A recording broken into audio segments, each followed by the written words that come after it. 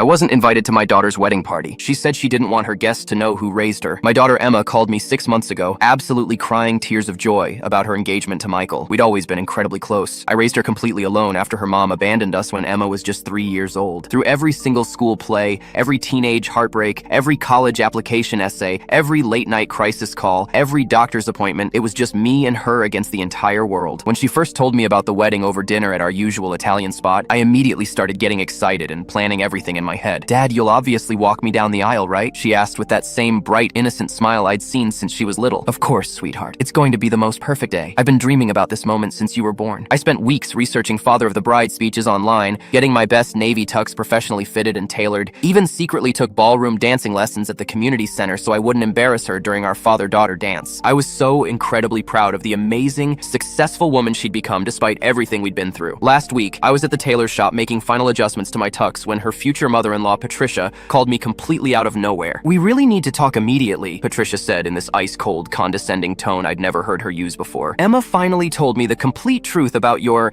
rather unique family situation, about you raising her alone because her biological mother couldn't handle the responsibility and just walked away." I was genuinely confused by her attitude. "What situation exactly are you referring to?" "Look, this wedding has some very important, influential people attending, major business connections, high society families, potential career opportunities for both kids. Emma's worked incredibly hard to build her professional reputation in the finance industry, and having a single father who, well, let's just say it doesn't exactly fit the polished, sophisticated image she's trying to project to these important people." My stomach completely dropped to the floor. "What exactly are you trying to say to me?" "Emma specifically asked me to have this difficult conversation with you instead of doing it herself. You can absolutely still attend as a regular guest, maybe sit in the back somewhere, but she's made the decision to ask her stepfather, Robert, to walk her down the aisle instead. She honestly thinks it looks more traditional and socially appropriate for the kind of upscale wedding she's planning." I felt like I'd been physically punched in the chest. "Her stepfather? You mean the guy who's been in her life for maybe 3 years total? He's properly married to her mother now. It just makes significantly more sense from an optics standpoint." I immediately called Emma with hands literally shaking, barely able to dial. "Please tell me this conversation never happened." Long, absolutely devastating pause. "Dad, Michael's family connections are really important to my entire career trajectory. His father could potentially get me into the best investment firm in the city. I just need this one day to be absolutely perfect in every way. You understand, right? It's really not personal at all." "Not personal? Emma, I taught you how to ride a bike in our driveway. I stayed up all night when you had pneumonia. I worked 3 different jobs to pay for your college tuition. I know, and I'm genuinely grateful for everything, but this is about securing my future. These people need to see me as someone who comes from a stable, traditional, respectable background." I hung up and walked to my kitchen table where the elegant wedding invitation sat unopened for weeks. For the first time, I actually read it carefully word by word. It said, "Mr. and Mrs. Robert Richardson request your presence." Her stepfather's last name, not mine. My own daughter had completely erased me from the most important day of her life.